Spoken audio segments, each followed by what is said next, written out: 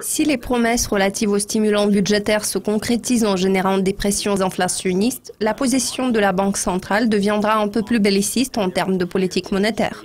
Cela se traduira par une hausse des taux d'intérêt. Le stimulant budgétaire aura sûrement un effet positif sur l'économie. Cela laisse supposer que même si la croissance n'est pas astronomique, elle pourra s'établir entre 2,5 et 3%.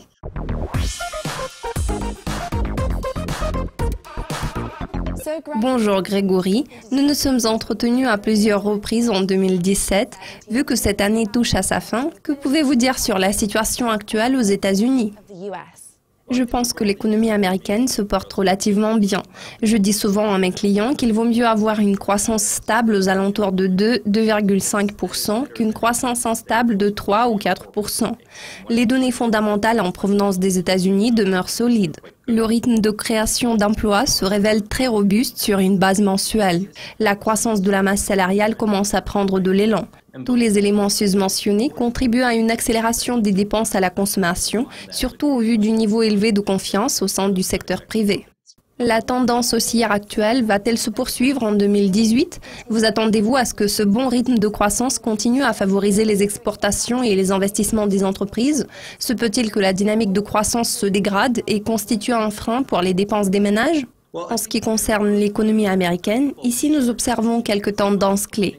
Premièrement, nous observons une légère rotation.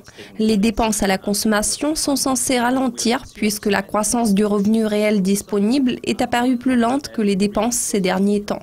Cela signifie que les consommateurs ont été contraints de puiser dans leur épargne. Pourtant, une amélioration du contexte global et le fait que la croissance mondiale s'est accélérée ont joué en faveur des exportations américaines et ont stimulé les investissements des entreprises. Pour l'instant, les exportations et les investissements des entreprises contribuent à une accélération de la croissance de l'économie américaine, ce qui se traduit par des chiffres solides du PIB. Parallèlement, bien que les dépenses des consommateurs demeurent solides en ce moment, nous pouvons constater qu'elles commencent déjà à ralentir. Quelles sont vos attentes par rapport au plan d'action du Congrès américain et de la Fed ? Quel genre d'impact pourrait-il avoir sur l'économie américaine en allant de l'avant ? Il y a beaucoup d'incertitudes sur le plan politique en ce moment. Cela concerne surtout le Congrès. Nous savons que le Congrès voudrait adopter un programme de relance budgétaire de grande envergure. Le programme, dont le montant est estimé à 1,5 trillion de dollars, devrait s'étaler sur 10 ans. Selon nous, cela pourrait dynamiser l'économie américaine à court terme. Nous nous attendons à ce que le taux de croissance puisse atteindre la barre des 3% en 2018. En général, nous sommes d'avis que les réductions d'impôts exerceront un impact régressif sur les revenus personnel. Cette mesure ne va pas nécessairement stimuler les investissements des entreprises pendant une période prolongée. Cela signifie que l'effet positif des réductions d'impôts sera moins important en 2019. Parallèlement, nous constatons une accentuation des incertitudes par rapport au leadership de la Fed.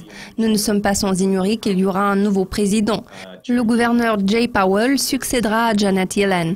Il y aura également une rotation entre les directeurs régionaux de la Réserve fédérale. Il se peut que la Fed se montre un peu plus belliciste dans le futur, surtout si le stimulant budgétaire se matérialise en générant des pressions inflationnistes. Par contre, l'impact positif des taux d'intérêt plus élevés sera probablement limité en raison des mesures de relance fiscale. Cela étant dit, il est possible que la croissance économique ne soit pas très rapide en 2018. Pourtant, elle a toutes les chances de s'établir aux alentours de 2,5-3%. De toute façon, ce rythme de croissance dépassera celui de 2,5% que nous avons observé ces 18 derniers mois. Alors Grégory, comme vous l'avez mentionné, le mandat de Janet Yellen arrive à son terme. Les participants au marché et nos téléspectateurs devraient-ils s'inquiéter à ce propos? Est-ce un élément clé à surveiller pour les traders américains? La question de la succession de Yellen a suscité beaucoup d'incertitudes.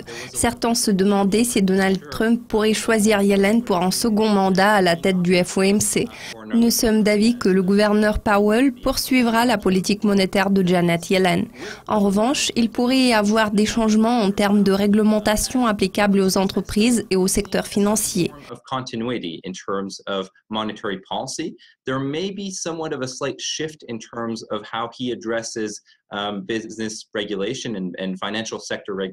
Il est à noter que le nouveau gouverneur de la Fed devrait poursuivre la politique de ses prédécesseurs. Il y aura 4 postes vacants au sein de la direction du FOMC. À cela s'ajoute une rotation de directeurs régionaux de la Réserve fédérale qui auront le droit de vote pendant les réunions du FOMC.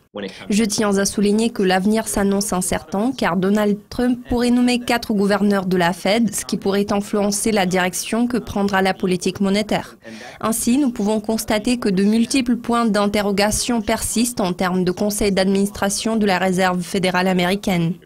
Grégory, comme toujours, cela a été un plaisir de discuter avec vous. Merci de nous avoir rejoints en ligne. Merci.